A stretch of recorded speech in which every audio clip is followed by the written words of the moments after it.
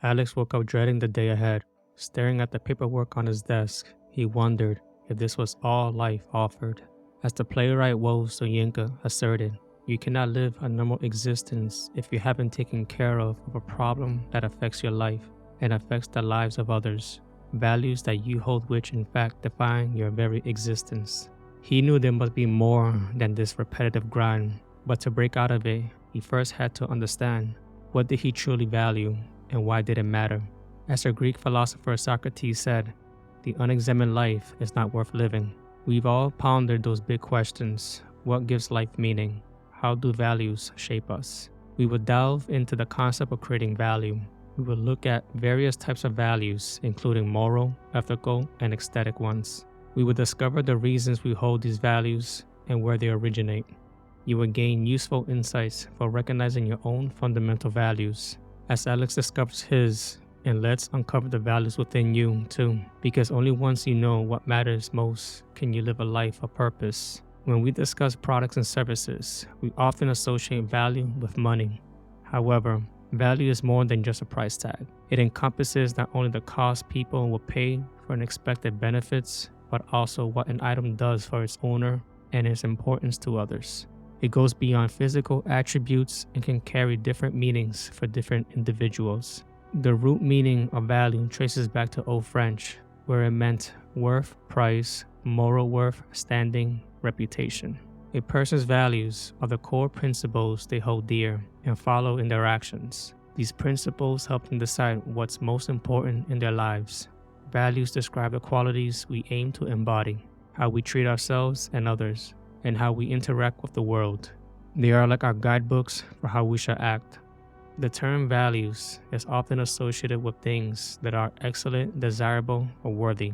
Values motivate us to take meaningful actions. Our motives can vary, and they are the reasons behind our actions. Personal ideals, which can differ from person to person, shape our moral compass. Cultural values are those shared by a group of people, whether they are religious or secular. When your values are clear to you, making decisions become easier. As Roy E. Disney observed, clearly defined values serve as a guiding compass when navigating life's complex decisions. Value represents the unique connection an individual has with their purpose. What one person deems crucial in a situation may not hold the same significance for another. Take for example the story of Philoctetes by Sophocles. A decade into the Trojan War, the Greeks captured Helenus, the Trojan seer and son of Priam. He foretold their victory hinging on the use of Heracles' bow and the skills of the expert archer Philoctetes. Odysseus and Neoptolemus, Achilles' son, embarked on a mission to retrieve Philoctetes from the island of Lemnos. This task was far from easy, as Philoctetes bore deep resentment toward Odysseus and the Greeks for abandoning him during the war. Their arrival on the island marked the beginning of Sophocles' Philoctetes. Odysseus instructed Neoptolemus that, in pursuit of future glory, he must commit a deceitful act, convincing Philoctetes to trust him while concealing Odysseus' presence. Persuading Neoptolemus, portrayed as an ethical young man, proved to be quite a challenge. To gain Philoctetes' trust, Neoptolemus pretended to share his disdain for Odysseus. He claimed Odysseus possessed Achilles' armor, rightfully Neoptolemus' inheritance, and that Odysseus would never relinquish it. After earning Philoctetes' trust and offering him a ride home, Neoptolemus gained access to the bow of Heracles. While Philoctetes endured excruciating pain in his foot, Neoptolemus held the bow steady. The thought of returning it crossed his mind, but guilt prevented him from doing so. Tensions escalated upon Odysseus' arrival, but Neoptolemus' inner conscience prevailed, leading him to return the bow. Threatened from all sides, Odysseus and his men fled. Neoptolemus attempted to convince Philoctetes to visit Troy voluntarily, but he refused. Despite the consequences among the troops, Neoptolemus agreed to return Philoctetes to Greece. This seemed to be the play's climax, but then Heracles, Nile deity, appeared above them as they departed. He promised Philoctetes healing and Greek victory if he traveled to Troy. Philoctetes accepted. Deceit is frowned upon, but in this case, with the fate of the Trojan War, Helena's prophecy, and Odysseus' advice to trick Philoctetes, Neoptolemus faced a moral dilemma. He was reluctant, preferring honesty and even considering forcibly bringing Philoctetes back. This was contrary to his value of doing good deeds. Throughout the narrative, Neoptolemus grappled with guilt over his deception. In contrast, Odysseus viewed it as a necessary means to win the Trojan War. Just as values differ among individuals, each of us embarks on a unique journey to discover our inner truths. As Plato explored in his Allegory of the Cave, sometimes the value society conditions us to accept only reveals shadows of reality. Plato imagines prisoners chained in a cave so they can only see shadows on the wall, projections of objects passing outside. The prisoners take these shadows to be their only reality. One prisoner breaks free and escapes the cave into the sunlight. For the first time, he sees the true nature of the world outside. But when he returns to tell the others still trapped in the cave, they do not believe him. This story parallels the search for meaning and values within ourselves. We may feel trapped by societal conditioning and surface appearances. Our exploration inward leads us on a journey out of the cave toward enlightenment, where our eyes adjust and we align with authentic values. This process of revelation can be difficult, just like the prisoner who could not convince the others. It is difficult to help those still trapped in limited perspectives to expand their values. But the journey itself brings us closer to the truth. Just as the escaped prisoner emerged from the darkness of shadows into light, examining different values sheds illumination on this inner journey toward purpose. In today's society, getting caught up in the me mentality is easy. What can I do for myself? How can I get ahead? This self-focused thinking permeates many aspects of modern life. Just as the prisoners chained in Plato's allegorical cave saw only shadows and echoes of reality, the illusion of the me mentality traps many of us, unable to see beyond our narrow personal concerns. Alex felt chained to an unfulfilling job, chasing ego gratification. Many of us fall prey to this superficial view of life.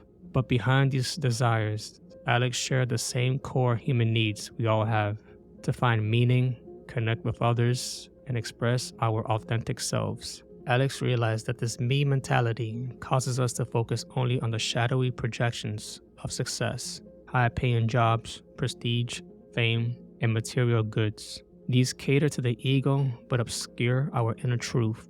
Consider again how our society defines success. It often revolves around well-paying careers, social status, fame, and material possessions. These external signs of accomplishment satisfy our desire for recognition. Social media further amplifies this trend by encouraging individuals to showcase crafted images of themselves. This can lead to the urge to vie for a validation that is quantifiable but short-lived. From an early age, we are taught to excel, earn top grades in school, secure a spot at a great college, and attain our dream job. Celebrity news and admired influencers foster a habit of comparing ourselves to others. Those who don't fit society's expectations often experience social stigma. This hyper-individualism has led to disunity, empathy erosion, and a rise in depression and anxiety. Yet we forget a crucial truth: what we do for ourselves dies with us, but what we do for others lives on. Studies show giving back reduces stress, boosts happiness and health. It satisfies our soul longing for purpose. So while the me mentality promises happiness on the surface, cultivating the we brings deeper fulfillment. There is value in lifting each other up. Here's a fundamental psychological principle to keep in mind. The more an individual thinks about something, the stronger that association becomes, known as the reticular activating system.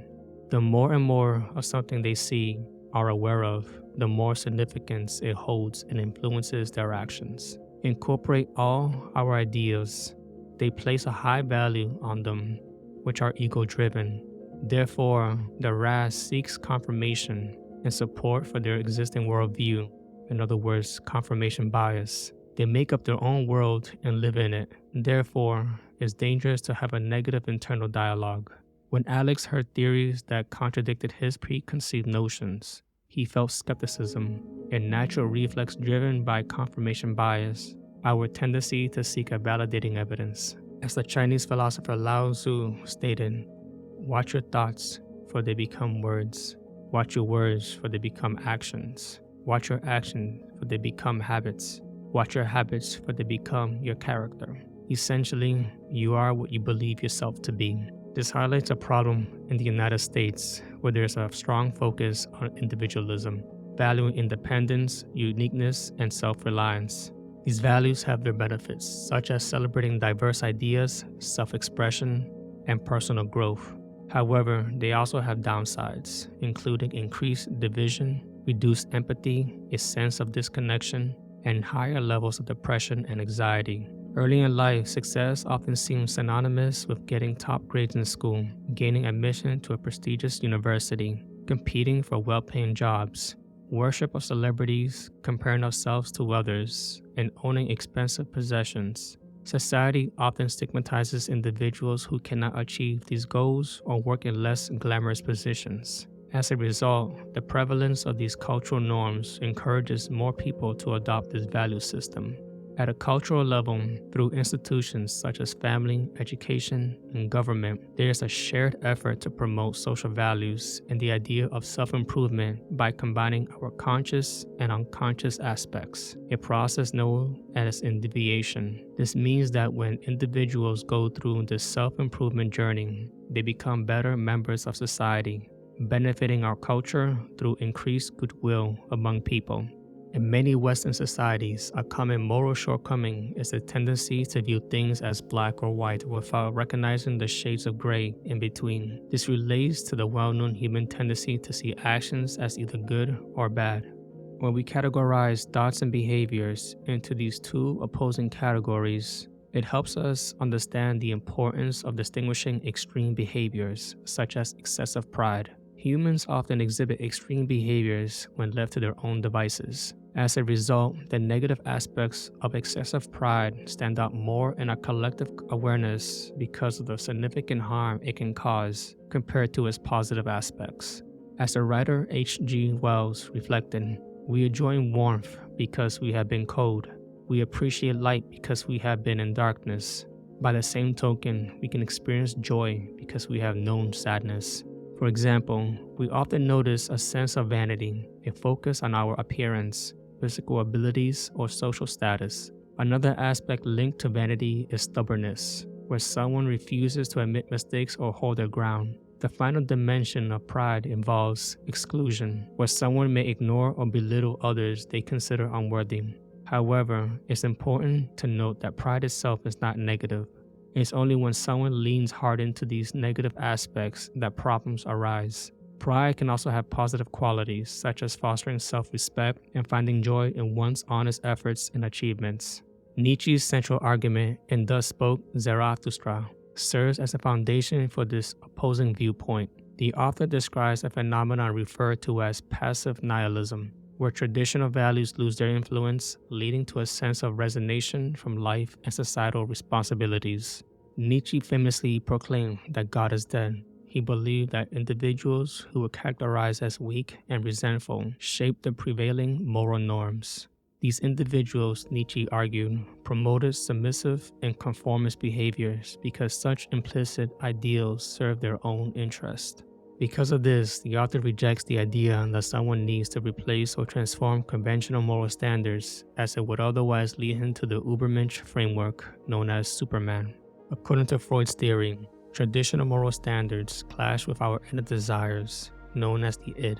In contrast, Nietzsche argues these standards oppose our Dionysian, spontaneous wild side, creating a celebratory notion of the uniqueness of everything, which reflects the orderly and restrained Apollonian.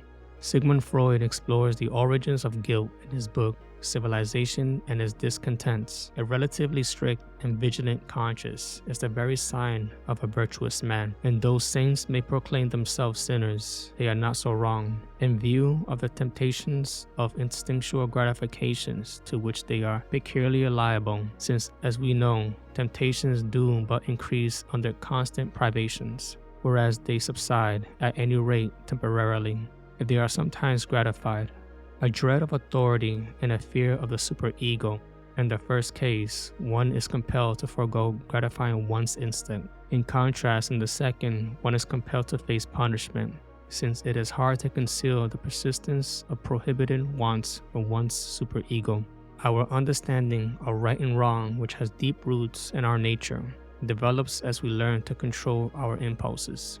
Suppressing many everyday human behaviors in the name of morality can lead to various mental and physical health problems. While holding strict moral views can lead to problems like repression, we must also be careful not to embrace moral relativism too fervently. Common values play a vital role in society. Striking a balance allows us to enjoy the benefits of moral principles without becoming rigid. For instance, delaying immediate gratification can be psychologically challenging, but contributes to long-term success. Some level of self-control in restraining our basic instincts benefits the community. However, when taken to extremes, it can lead to issues such as shame, anxiety, and a denial of our fundamental human nature. Psychology highlights our shared human desires for personal expression and a sense of belonging in the community. Managing this delicate balance becomes more achievable when we practice moral humility, acknowledging our limited capacity to judge others who hold different values. One such person believes that self-sacrifice must be the cornerstone of all self-improvement. This view holds that putting the needs of others before one's own causes giving up most of one's own wants, needs, and affections. This selfless giver, who preaches that things should be done without expecting anything in return, is always let down and is frustrated when no one recognizes his efforts, often results in a rise in mental health issues such as depressive and anxiety disorders. Nietzsche said that the harshness one has with oneself serves as an immunization against domestication and is the true source of guilt or a changed conscience rather than breaking protective standards or the good itself. In Civilization and Its Discontents, Freud discusses a similar idea. The belief that humanity owes its existence to the birth of gods leads to a feeling of guilty obligation once more. The clash between the desire for individuality and the expectations of society. As Hamlet observed, there is nothing either good or bad, but thinking makes it so. Our perception shapes our reality. Expanding our perspective beyond dualistic thinking enables us to discover and nurture our essential values. When we acknowledge the untapped creative potential within ourselves, often hidden in our subconscious or shadow side, and the universal themes found in character archetypes, we gain a clearer understanding of the individuation process. This process can serve as a remedy for the growing moral challenges of our times. Let's explore moral, ethical, and aesthetic values to understand the roles they play in cultivating what matters most within. As Daniel Bell observed, art is the aesthetic ordering of experience to express meanings in symbolic terms. Aesthetic values refer to the characteristics of something or someone that leads people to form different opinions or reactions. We evaluate the world both through spoken and unspoken means, based on the qualities of things like art, natural scenery, people, systems, and situations.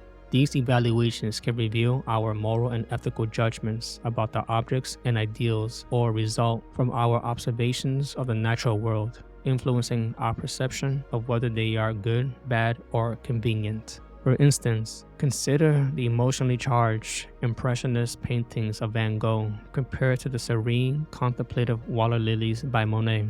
The same natural scene can evoke contrasting aesthetic responses, shaped by the artist's personal perspective. As Alex ventured into new interests and activities beyond his usual office job, his worldview and aesthetic values expanded. His appreciation for art and the beauty of nature took on new significance as he opened his eyes to possibilities beyond his previous limited perspective.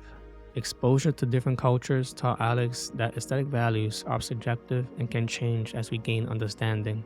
Similar to how the prisoner in Plato's cave saw the world differently when exposed to sunlight, Alex's values transform with his newfound experiences.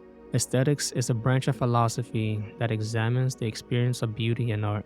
This term can also encompass people and customs. Culture plays a significant role because it's understood that artworks reflect the diversity within a culture. Since every culture is unique, we can attribute various aesthetic values to each of them. This concept can even apply to everyday objects that hold intrinsic value. Therefore, we interpret and portray nature with both positive qualities like beauty, harmony, or balance, as seen in the Venus de Milo, and negative qualities like decay, tragedy, or chaos, as seen in the Battle of the Somme. These interpretations are visible reflections of the moral and ethical values within our culture. As Friedrich Schiller observed, aesthetic matters are fundamental for the harmonious development of both society and the individual. Our perception of aesthetics shapes both individual and collective values. Moral values are the beliefs of right and wrong that guide one's action and decisions. They guide us in making moral choices and inspire us to act ethically. Honesty, respect, accountability, compassion, and forgiveness are only a few of the most crucial moral principles. For Alex, it instilled many of his moral values during childhood, such as being honest, caring for others, and following the rules. As he grew older, society imposed additional values related to success, like material wealth and status. But over time, Alex questioned whether those values reflected his inner truth and what he valued most in life. Alex's process of self-discovery led him to re-examine moral values inherited from his upbringing and societal conditioning. He started seeking values that aligned more with his desire for creativity and meaning. This inner truth seeking allowed Alex to shape his moral compass based on his own evolving beliefs. The proper decisions in life are much easier to make when we have a strong moral compass. A firm grasp of good and wrong is essential, so developing moral principles is crucial. They can aid in cultivating compassion and an awareness of the results of our actions. Like Prince Arjuna in the Bhagavad Gita, who agonized over whether to fight his own kinsmen, we all face moral dilemmas where values like loyalty and duty conflict. There are often no easy answers when core principles collide. Almost everyone agrees we can teach morals and ethics. In other words, they are not innate but develop over time because of exposure to various environments and interactions with others. We learn generosity, honesty, and responsibility from a young age. As we become older, we learn new moral lessons from our loved ones and the community at large. Television, literature, and movies all have a role in shaping our understanding of right and wrong, but many think that morality is hardwired into us from birth. This shows that we do not need to gain them consciously, as they are inherent to our nature. Our moral standards are instead embedded in our DNA. Whether we are altruistic or selfish is a nature versus nurture debate. As more and more studies evaluate this debate, we have shown it through human evolutionary history that we develop a capacity for both the ability to act selfishly and compete for resources and cooperation and kindness to thrive together in a society. Ethics serves as a set of guidelines that influence how people behave. It's important to understand that ethics is the study of morality and the practical application of moral principles in our personal lives and society. These moral standards are based on what is right or accepted in our society. These ethical standards remain relevant over time and help us distinguish right and wrong. As philosopher Immanuel Kant noted, the outcomes of our actions can be influenced by unforeseen events and circumstances, regardless of how rational our intentions may be. Therefore, in each case, one must treat people as if they were an aim and never a means. The morality of an act should not be assessed by its effect, but by its ethical reason. Immanuel Kant argued that doing something out of pure obligation rather than doing so will help us reach some end is desirable. As Cory Booker observed, if you look at great human civilizations, from the Roman Empire to the Soviet Union, you will see that most do not fail simply due to external threats, but because of internal weakness, corruption, or a failure to manifest the values and ideals they espouse. Societies that stray from their founding values sow the seeds of their own destruction.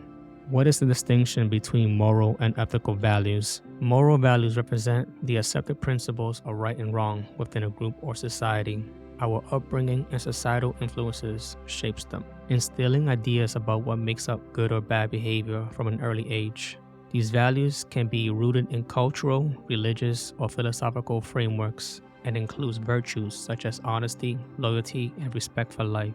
Ethical values emerge from personal introspection and reasoning as an individual matures and accumulates life experiences. They require thoughtful contemplation when navigating ethical dilemmas. As people grow wiser, their ethical values may evolve and even take precedence over ingrained moral values, if adhering to the latter will cause harm. Examples of ethical values include concern for social justice, environmental responsibility, and a commitment to nonviolence. While moral values provide a foundation for shared norms and societal stability, ethical values offer a more nuanced approach, especially in complex situations. The key distinction lies in their origin. Moral values are imposed by authority or society, whereas ethical values stem from an individual's inner moral reasoning. Morals apply within a group, whereas ethics can differ among individuals based on their thoughtful reflection.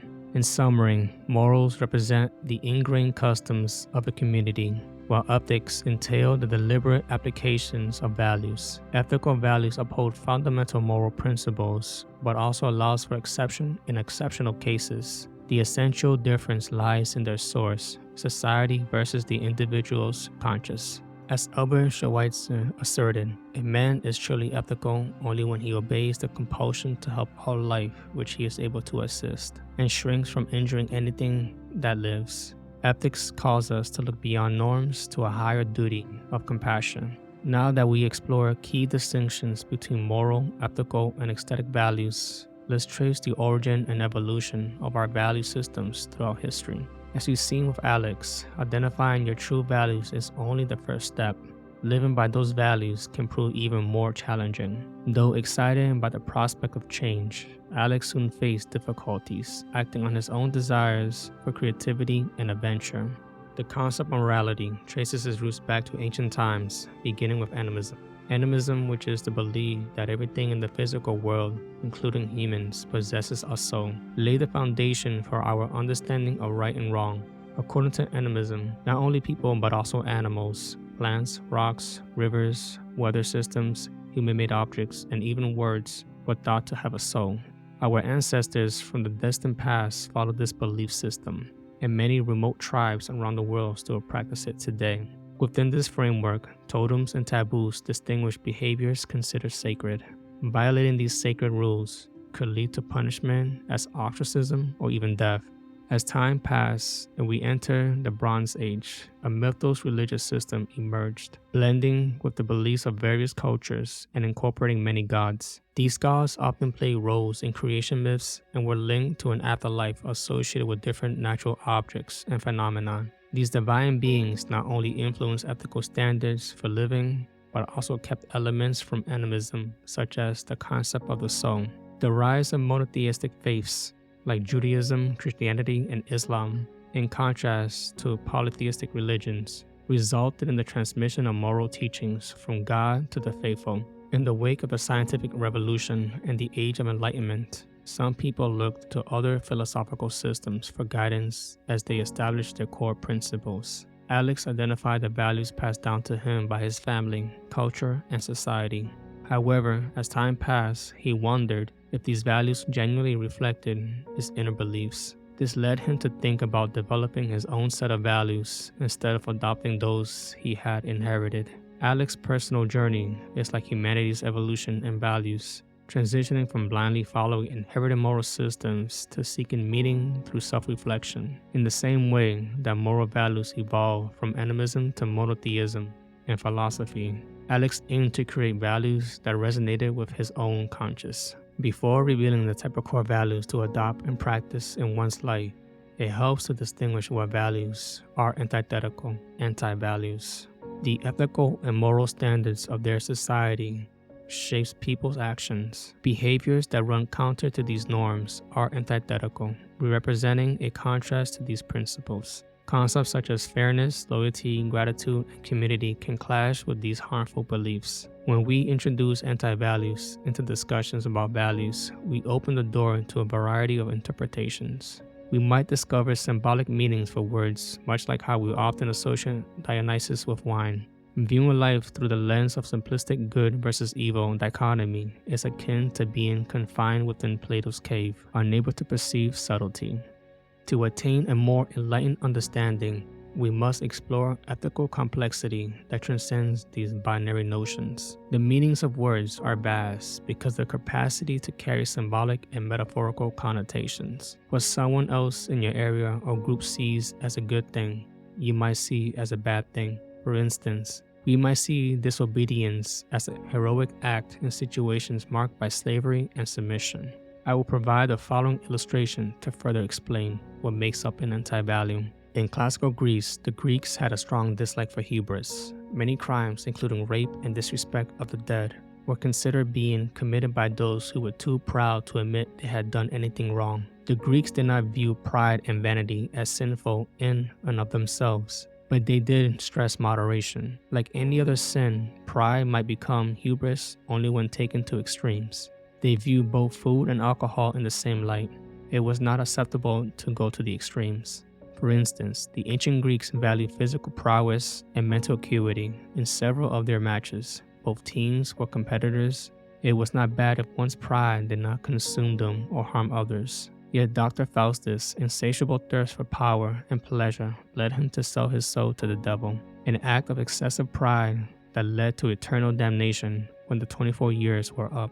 When we oversimplify ideas as either purely good or completely evil, we risk justifying harmful actions in the name of morality. Believing that the ends justify the means can empower our darker impulses. For example, many people who think they are eliminating evil have done evil themselves. However, trying to combat perceived immorality with immoral methods only leads to more darkness. Seeing life in shades of gray introduces nuance into our value judgment. We can work to reduce suffering without viewing those we disagree with as evil. With anti-values, the danger often lies more in self-righteous certainty than the values of themselves. As Pope Paul VI wisely observed, all life demands struggle. Those who have everything given to them become lazy, selfish, and insensitive to the real values of life. The very striving and hard work that we so constantly try to avoid is the major building block in the person we are today. Overcoming challenges strengthens our values. It is not uncommon for people to adopt anti-values when they often see others avoiding the signs that represent their values. However, as the ancient Greeks, hubris drew out what makes up good or bad by polarizing the concept. This informed the framework of moral values at a cultural level.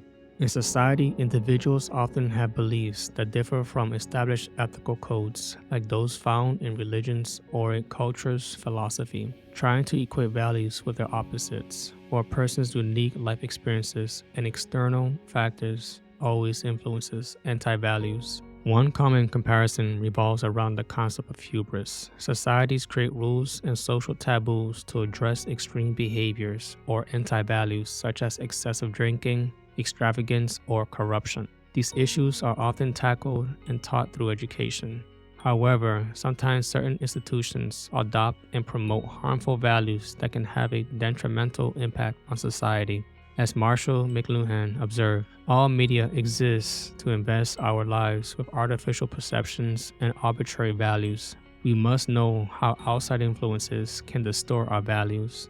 Just as the escaped prisoner emerged from the darkness of distorted shadows into light, moving beyond the dualistic thinking of strict moral principles allows us to bring our true values into focus. Like the prisoner who ventured out of the cave and saw the world as it truly was, we must look inward to discover our authentic truth, our core values that exist beyond societal conditioning and superficial appearances. As Alex begun his journey out of the cave, taking the first steps to question his conditioned perceptions and discover his authentic purpose. But as the prisoner learned, convincing others still trapped in their limited beliefs poses challenges. Next time, we'll see if Alex can inspire positive change by living out his values. For now, he functions as a guide, lighting a path for us to bring our own inner truths to light. The journey of self-discovery starts by uncovering the values unique to each of us, but values remain abstract until we put them into action. We must not only cultivate our inner values, but provide value to the outer world. As Aristotle stated, knowing yourself is the beginning of all wisdom. By looking within, we can bring our authentic values into focus.